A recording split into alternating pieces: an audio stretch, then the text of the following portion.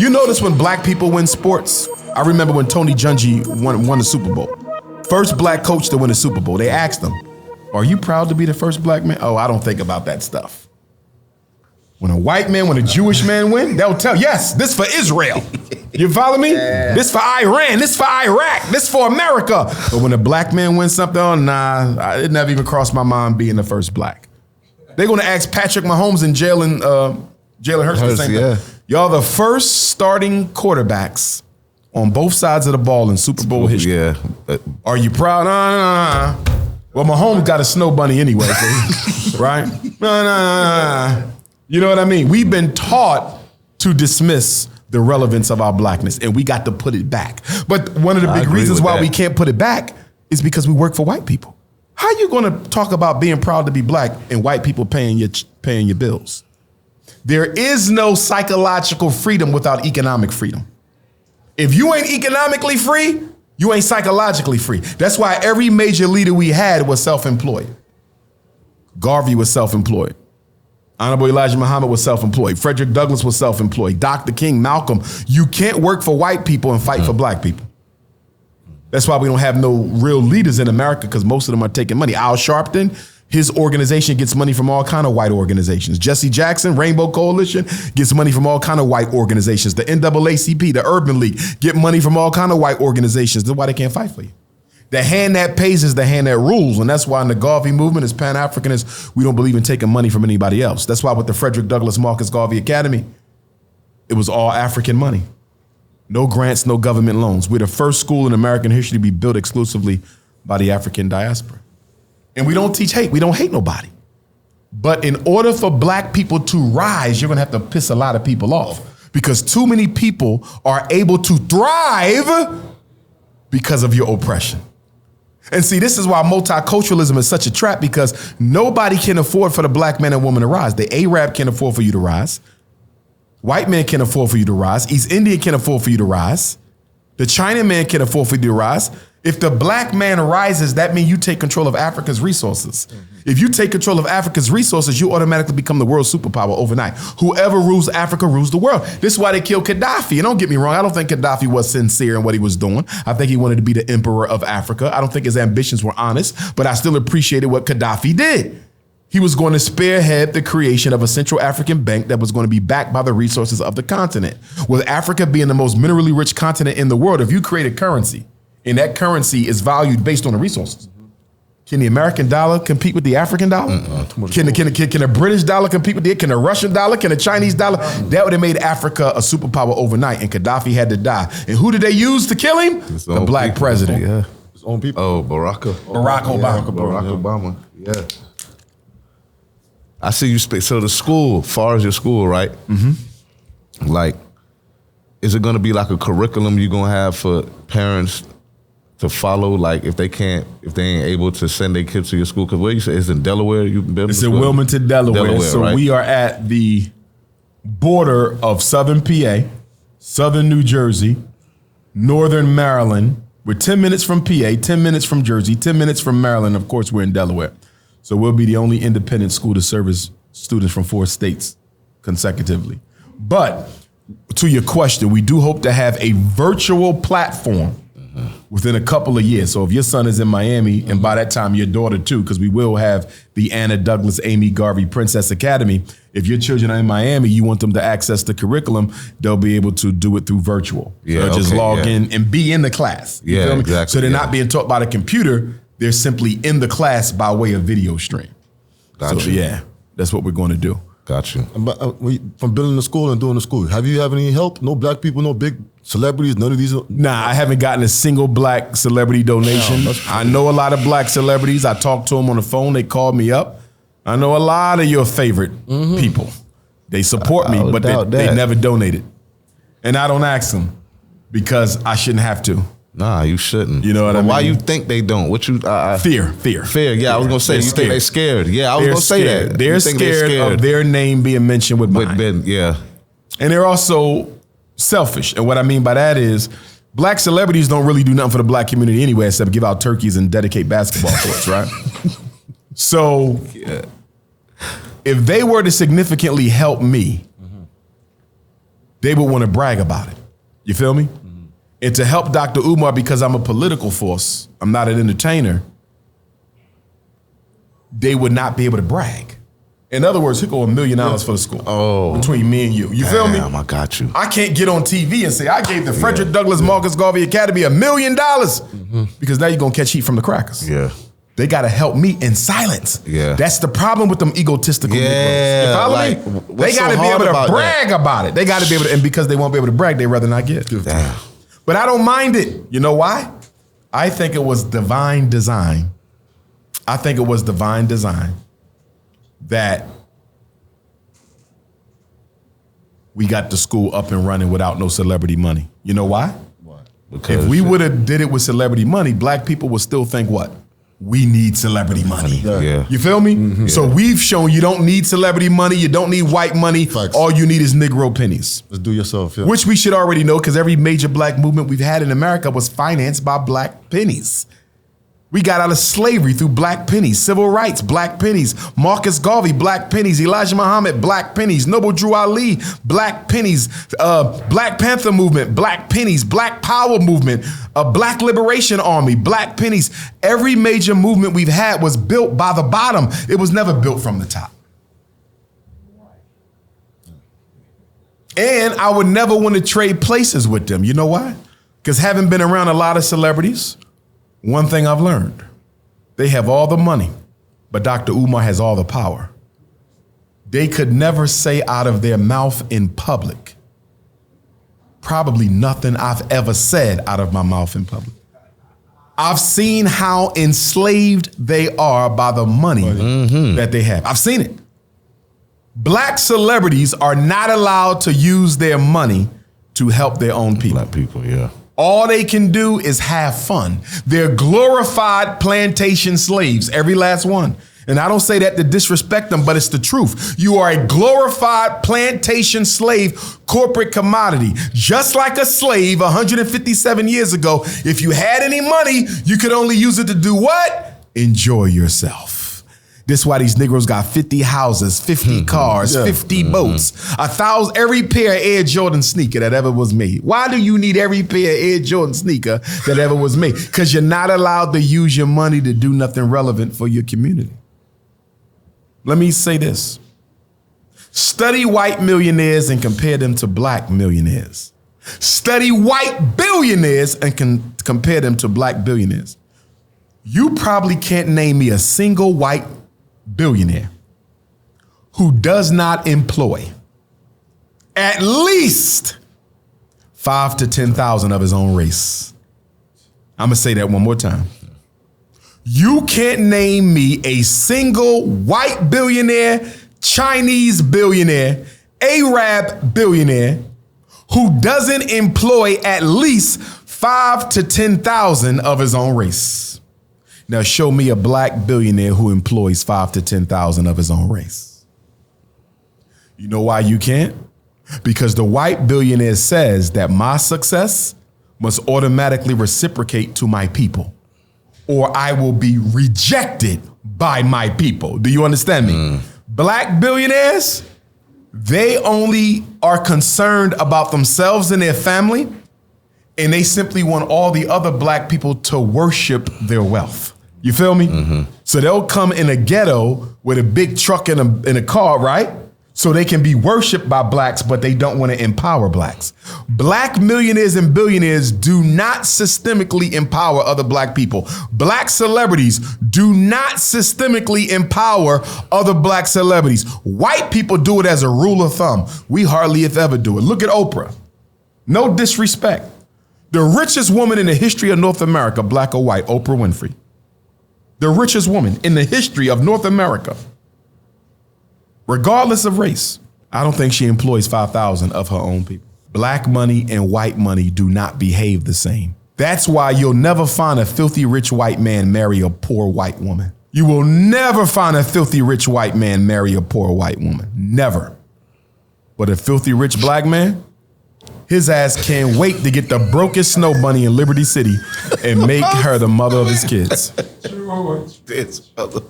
Umar, I gotta ask you something, right? You don't be scared talking this shit right here. It man. ain't Like, shit. No, talking this game, giving this. It's the gospel of Garveyism. Sorry. King Cold conscience. Right. Here's what I would say to They that. ain't never come to you before like, yo, here go 10 mil, man. Shut this. I was told. You ain't I was approached by FBI agents, black ones, who cared about me. I've had 2 or 3 FBI agents who pulled me to the side. They came to my event and said, listen, you need to be careful. They're watching you. I work for the Bureau. You can't trust nobody. You can't trust the women you sleep with. You can't trust your family. They said, consider every device you got is bugged, your phones, everything. Everywhere you go, they're watching you. I was told this multiple times by black FBI. So I believe that. Here's my thing. I believe it too, and I don't give a shit. Yeah, straight up. Here's my thing. Fuck 'em. Because you can't care. I'm going to tell you why. Why? Yeah. I want you to go on YouTube and listen to some of Malcolm X's friends talk about Malcolm's last days. Listen to some of Dr. King's comrades talk about Dr. King's last days. What did they say about Malcolm and Doc? They said that they got so overwhelmed with the paranoia of being murdered that they felt they secretly wished to be dead. The fear of death became greater than death itself. That they felt that in those moments when they died, They'd rather been dead. they might have took a sigh of relief. Because every day you wake up, you don't think know about being, exactly. Yeah, Is the bullet coming from here? Yeah. Is the bullet coming from So here? you can't Are care. they going to kill my children? Remember, they bombed Dr. King house twice. You feel me? They bombed Malcolm house the week before, right? So I don't ever want to get like that. I don't ever want to get like that. So for me, I understand the risks. I'm no Superman. I take my precautions as I need to. But my stability is in my relationship with Supreme Consciousness. This is why I'm Ifa devotee. So I practice the spiritual system of the Yoruba peoples of Nigeria. I'm all about African spirituality. It's what liberated Haiti. It's what's going to liberate us. So as far as I'm concerned, whenever the Lord is ready for me to come back home, I'm ready to go back home. You ain't tripping off nothing. I'm not tripping off nothing. And I don't want people around me tripping. Because here's one of the, I just had this conversation last night. I be getting these texts from ninjas, right? They be like, Dr. Umar, don't end up like Malcolm. Don't end up like... Later for that shit. Yeah, man. Straight Stop up. putting that shit around me. Facts. Because I'm not thinking about that. You understand me? Yep. I don't know how I leave this earth. None of us do. But I don't need you filling my atmosphere with all this crazy. fear. Yeah. Don't end up like Malcolm. Don't end up like Fred Hampton. Keep your scary ass where you at. But I don't live my life under fear. Stop coming around me with all that fear talk. Yes. Because when I look at Biggie and Pac, and Pac, my favorite rapper of all time, and I love Big too, but Pac was my favorite. I believe they played a small role in their own demise because they constantly thought Talked about it, yeah. and spoke on. And every religion teaches that there is power in the tongue. Yes. In fact, in Yoruba culture, you know what we call it? Afo, ashe.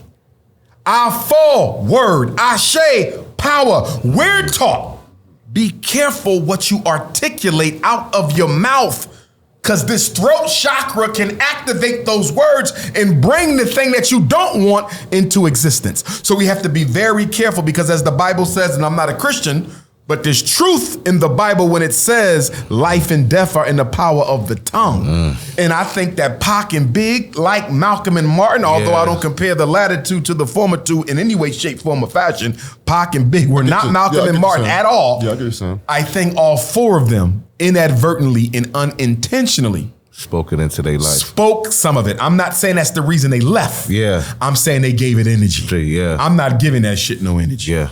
All right, Dr. Umar, man, me and this ninja right there across the left of you right there. Me and this ninja argue all the time. It's ignorant. But you know what I mean? He takes Malcolm. I say, man, you can't take Malcolm without taking Martin, because I think Martin stood for a lot. Like, we wouldn't be living so freely if it wasn't for Martin. And he like, man, Martin, the agent, man. And Nah, Martin wasn't the way. Yeah, I'm finna say it, man. So we be, sorry, this, that, and the third. I'm like, nah, man, Martin died, man. And I just see you talk about the Kremlin report. I tried to go research it, and I couldn't even find nothing. a Kremlin report. You said a month later he got Not Kremlin. I got it wrong? The President's Advisory Commission on Civil Disorders. Not Kremlin. What is the name of that guy? It'll come to me. Sorry. It'll come to All me. right. We need Malcolm and Martin. See, what a lot of people don't realize is that Malcolm and Martin agreed to disagree, and they were coming together. Yeah. Malcolm met with Coretta Scott King while Dr. King was locked up in the Birmingham jail. Yes. And they agreed to come together through Coretta. Yeah, through Coretta. You're right. Somebody told J. Edgar Hoover, and that's why Malcolm died on February 21st, because J. Edgar Hoover didn't want Malcolm and Martin to have another face-to-face meeting. Sam Cooke was murdered a few weeks before Malcolm, because Sam Cooke was going to finance Malcolm and Dr. King once they came together. So they got rid of King, they got rid of Malcolm, and they got rid of Sam Cooke and Malcolm first, and then they got rid of King. And the reason they got rid of King is after Malcolm dies, Dr. King goes to Jamaica and visits the grave of the most honorable Marcus Garvey and meets with the Garveyites in Jamaica. And they say that after Dr. King came back from Jamaica, he started sounding more like Marcus Garvey. And that's when the U.S. government said, whoa, because remember, he was all about social accommodation and segregation. When he came back from Jamaica, Dr. King said, Black. Economic revolution. Yeah. And then the white man said, time out. This ninja is trying to get us to redistribute the wealth of this country. He talking about a breadbasket campaign. He gonna bring poor black and poor white and poor Latino and poor everything and bring them to the U.S. government, and nobody's leaving. Tent City. Imagine every homeless person you know in D.C. broke and hungry and ain't leaving till they have a job in a home. Dr. King was setting up economic revolution, and they killed him for it. And they manipulated him coming into Memphis on April the 3rd. They killed those 2 sanitation workers on purpose because they needed Dr. King to come to Memphis before he went to D.C. Let me say this one more time. The Memphis protests was a distraction caused by the FBI. Remember 2 trash workers got killed in the truck? The FBI killed them on purpose. How do we know this? Dr. King's white attorney who sued the U.S. government and won in court, proving that it was the government that killed Dr. King, not James Earl Ray. He uncovered the papers and the interviews by white folks in the Department of Justice, in the FBI, and the military who said the FBI killed those garbage men because they had to do something to get King to come back to Memphis. He could not go to D.C. first. And King, and it gets worse, because guess what? Dr. King was originally reserved to stay at the Holiday Inn Hotel, White Hotel, right? Guess what happened? These woke ass ninjas started complaining why he's sleeping at the White Hotel. We got Divine Lorraine, we got a black hotel. How Dr. King, a black leader, sleeping at the White Hotel? So Dr. King said, switch it. And he died at the black hotel. They said this is the perfect time for it to happen. Yep. So let me ask you a question. And somebody from the Southern Christian Leadership Conference called the hotel and had Dr. King room switched from the basement to the 2nd floor. He was not on the 2nd floor. Somebody from Atlanta called the hotel in Memphis and said Dr. King would like to be upstairs. So there was agents operating all in the Agent world. But you can't be paranoid about the agents because there's always agents. Yeah. I think I know 3 of mine right now. No, I'm serious. I know 3 of mine. No, I'm dead serious. I'm dead serious. I believe you. All right, my bad. Yeah. I'm dead serious. No jokes. But I'm not going to throw them away, because if you know the agent, you good. It's when you don't know the agent. Yeah. See, I know mine. If I dismiss them, guess what happens? They send 3 new ones. You don't even know what's and I going might on. not know them. Yes. You feel me? The honey, that might be the honey I fall for. Yeah. Because remember, Huey Newton slept with the agent. Marion Barry got set up by the agent. We can go through black history. A lot of our leaders slept with women who set them up for the white power structure. All right. Tupac's mother, Afeni Shakur, was hooked on drugs by an FBI informant. He was sent to Afeni to hook her on drugs. So we know that they'll use our women against us, so we cannot let the coochie overrule the consciousness.